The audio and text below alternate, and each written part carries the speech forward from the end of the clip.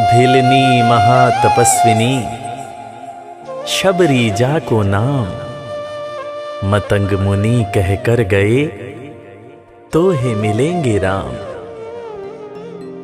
सोने की चिड़िया मां भारती और सत्य सनातन धर्म के सबसे आदर्श पुरुष मर्यादा पुरुषोत्तम भगवान राम, जो वर्षों की तपस्या के बाद ऋषि मुनियों को भी नहीं मिलते, मगर एक भीलनी शबरी के घर स्वयं चल के आके न सिर्फ दर्शन देते हैं बल्कि उस भीलनी के जूठे बेर भी खाते हैं।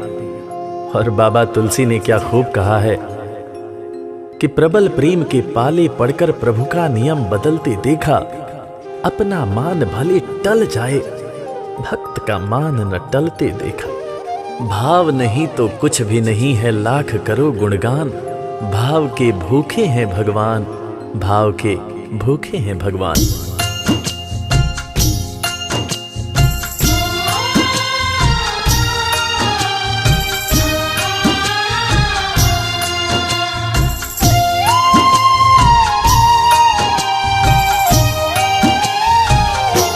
भाव के भूखे हैं भगवान, भाव के भूखे हैं भगवान, भाव के भूखे हैं भगवान, भाव के भूखे हैं भगवान।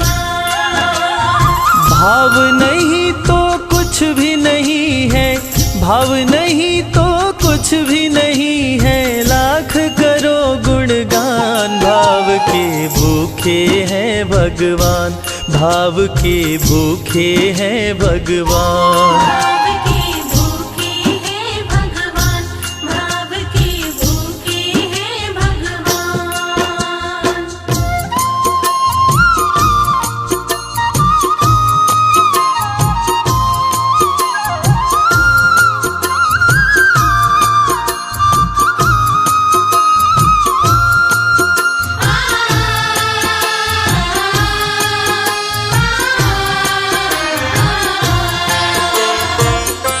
एक थी शबरी भक्तन, न्योछावर करके तन मन, मतंग मुनि के संग में करती थी प्रभु का कीर्तन। मतंग मुनि के संग में करती थी प्रभु का कीर्तन। बागों से चुन चुन लाती, प्रभु को फूल चढ़ाती, गंगा के पावन जल से रोज स्नान कराती। गंगा के पावन जल से रोज स्नान कराती। चरण धो के श्री राम का करती, चरण धो के श्री राम का करती, चरणामृत का पान। भाव के भूखे हैं भगवान, भाव के भूखे हैं भगवान। भाव के भूखे हैं भगवान, भाव के भूखे हैं भगवान।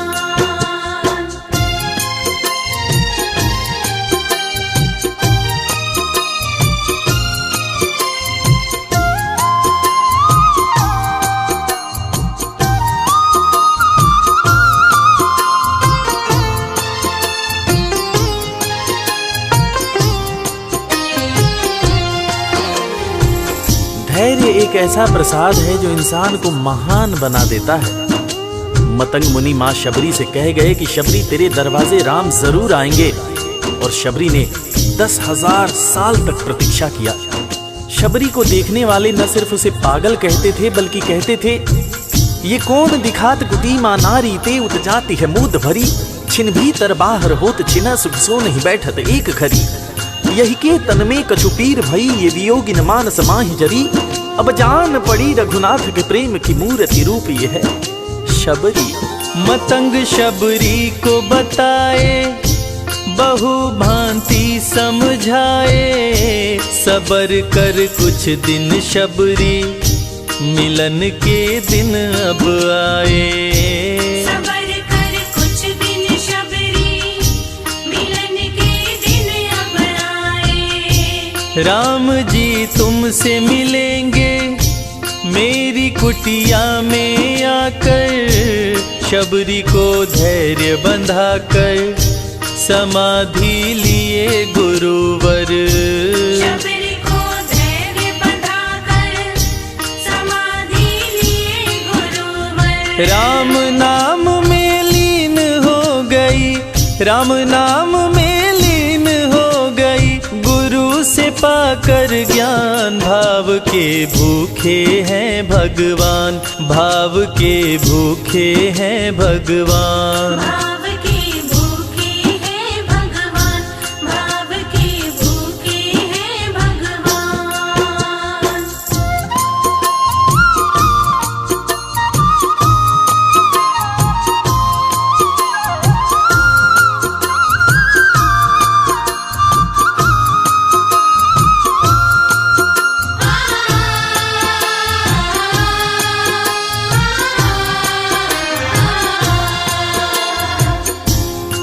माँ शबरी के गुरु महामुनि मतंग जब अपने नश्वर शरीर का त्याग कर रहे थे, तब माँ शबरी ने उनसे पूछा, हे गुरुवर, मुझे मेरे राम कहाँ मिलेंगे? इस पर महामुनि मतंग ने शबरी को जवाब दिया कि शबरी, अरे दुनिया राम को ढूंढती है, मगर तू तो ऐसी खुशनसीब है कि तेरे दरवाजे राम स्वयं चलकर आएंगे।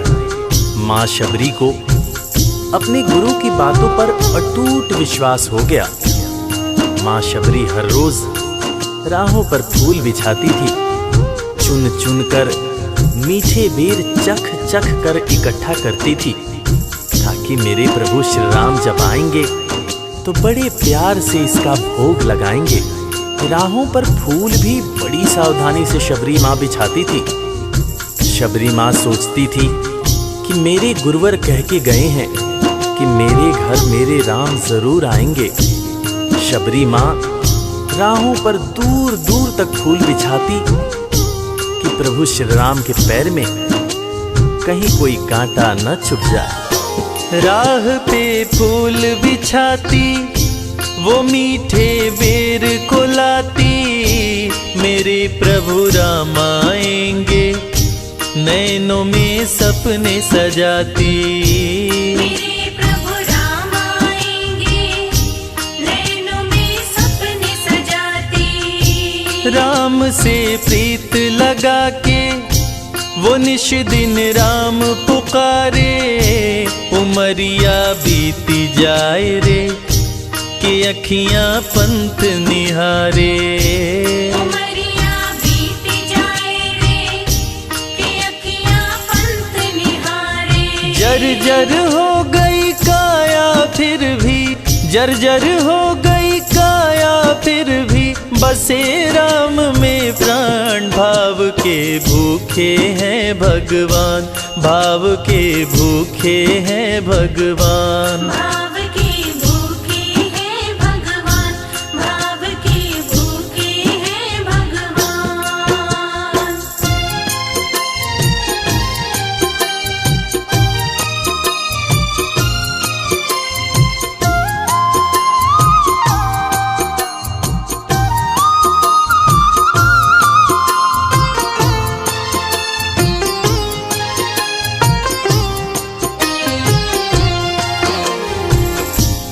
समय समय के साथ बीतता गया।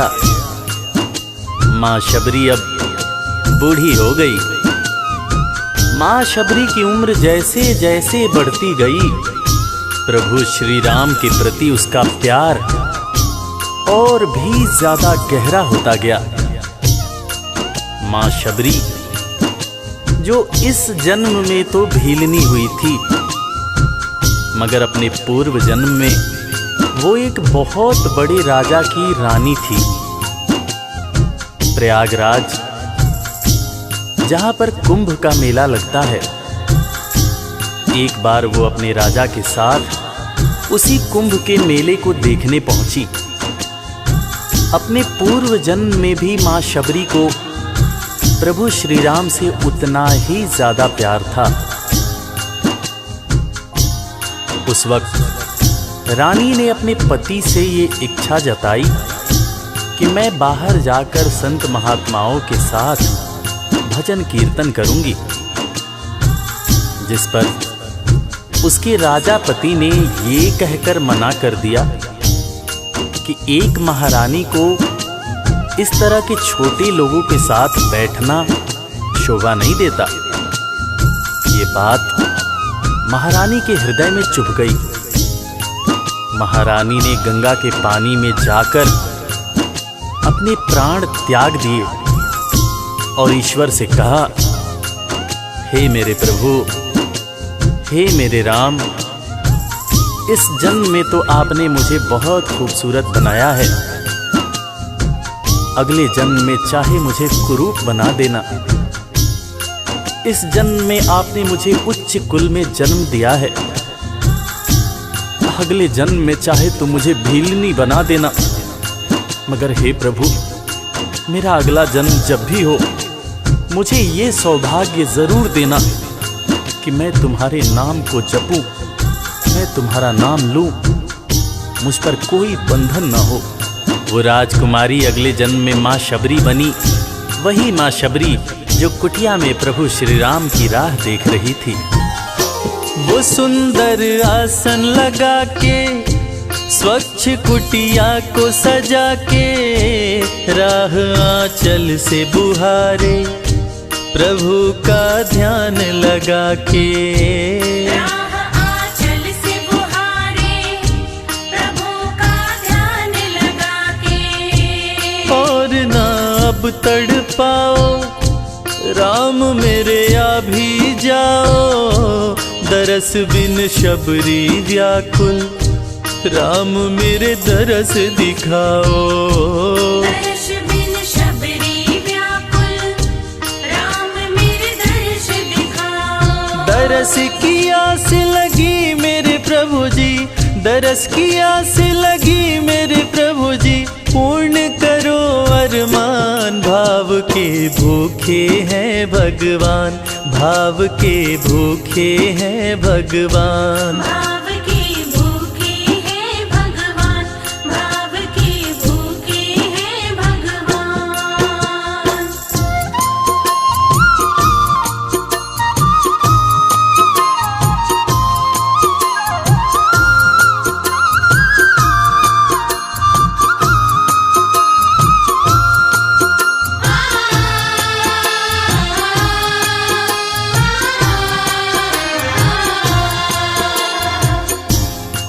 अजगर करे न चाकरी, पंछी करे न काम, दास मलूका कह गए सबके दाता राम। और हम सबके परम पूज्य बाबा तुलसीदास ने रामचरितमानस में भी कहा है, राम से बड़ा राम का नाम। और यही काम माता शबरी दिन रात कर रही थी। बस वो एक ही बात बार बार बोले जा रही थी कि मेरे राम आएंगे, मेरे राम आएंगे। वो हर वक्त हे राम बोलती रहती थी। प्रभु श्री राम जब अपने भाई लखन के साथ माता सीता की खोज में वन में दर दर भटक रहे थे, तो उनके कानों में ये आवाज गूंजी। उन्होंने अपने भाई लखन से कहा, प्रिय अनुज, ध्यान से सुनो। मेरी एक माता है जो वर्षों से मेरी प्रतीक्षा कर रही है। मैं भी अपनी माता को देखने के लिए बहुत व्याकुल हो रहा हूं। चलो अनुज, माता शबरी की कुटिया में चलते हैं। प्रभु श्री राम माता शबरी की कुटिया में आते हैं। माता शबरी की नजर जब प्रभु श्री राम के ऊपर पड़ती है तो माता की आंखों से खुशियों के आंसू धारा प्रवाह बहने लगते हैं। माता शबरी रो रो के कहने लगती है, मेरे राम आप आ गए, मेरे राम आप आ गए। आंसू भरी आंखों से मां शबरी प्रभु श्री राम और वीर लखन को देखे जा रही थी। दोनों हाथों को जोड़कर दौड़े दौड़े माँ शबरी ने प्रभु श्री राम के पैर पकड़ लिए और कहने लगी, मेरे राम, मैं तो 2 जन्मों से आपकी प्रतीक्षा कर रही थी। लोग मुझे पागल बुला रहे थे। मेरे गुरुदेव ने मुझसे कहा था कि शबरी, राम लक्ष्मण के साथ एक दिन तेरी कुटिया में जरूर आएंगे, जरूर आएंगे। राम संग लखन को आते, देखी प्रभु को मुस्काते, प्रभु के पास में आई, कुटिया से दौड़ लगाते। प्रभु के पास में आई, कुटिया से दौड़ लगाते।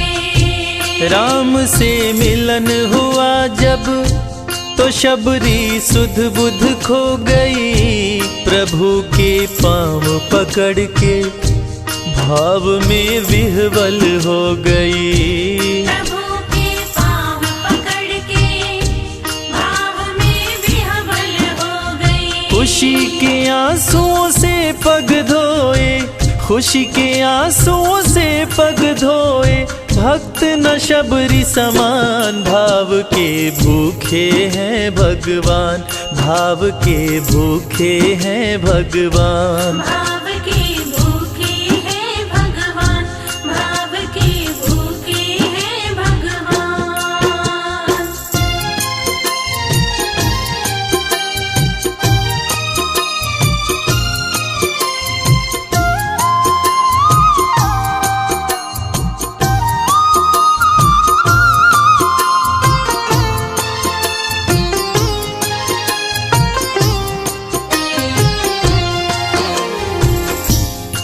मित्रों, मैं रविराज आप सबको आज एक बात बताना चाहूंगा। वो बात जो मुझे मेरे गुरुदेव फरीद हसन खान साहब ने बताई है, और वो बात ये है कि ईश्वर को हमारी जरूरत नहीं है, हमें ईश्वर की जरूरत है। ईश्वर हमारे बिना भी पूर्ण है, मगर हम ईश्वर के बिना हमेशा ही अपूर्ण हैं। हम पैदा तो इंसान के रूप में होते हैं, मगर अंत में हमें उसी परमात्मा के पास जाना होता है। इसलिए हमें जीवन में हर वो कार्य करना चाहिए जो ईश्वर को पसंद हो, और ईश्वर को सिर्फ यही पसंद है कि हम नेक दिल बने, दयालु बने और सदैव ही अच्छाई के मार्ग पर चलें, चाहे कितनी भी कठिनाई क्यों न हो, और हमेशा अपने परमात्मा को याद करते रहें, चाहे ईश्वर के रूप में, चाहे अल्लाह के रूप में, गुरु नानक देव जी के रूप में, चाहे ईसा मसीह के रूप में। जो भी इंसान ईश्वर को याद रखता है, वो कभी जीवन में किसी का बुरा नहीं कर सकता। बुरा करना तो दूर की बात है, वो किसी का बुरा सोच भी नहीं सकता है। उसका मन हमेशा साफ और शांत रहता है। मन हो गर निर्मल संजय, प्रभु जी दौड़े आते, प्रसाद की बात करें क्या, वो जूठे बेर भी खाते। प्रसाद की बात करें क्या, वो झूठे बेर भी खाते। बात है सच्ची लेकिन हम सब, बात है सच्ची लेकिन हम सब इससे हैं अनजान। भाव के भूखे हैं भगवान, भाव के भूखे हैं भगवान। भाव के भूखे हैं भगवान, भाव के भूखे हैं भगवान। भाव नहीं तो कुछ भी नहीं है, लाख करो गुणगान। भाव के भूखे हैं भगवान। भाव के भूखे हैं भगवान, भाव के भूखे। इस कथा के लेखक पंडित संजय तिवारी जी, साउंड इंजीनियर श्री कैलाश डंडरियाल जी, मैक्स स्टूडियो दिल्ली, संगीतकार लवली शर्मा, मैं आपका अपना रविराज और वीर म्यूजिक परिवार की तरफ से आप सभी को कोटि कोटि प्रणाम करता हूँ। किसी भी त्रुटि के लिए हम क्षमा प्रार्थी हैं। बोला भक्त और भगवान की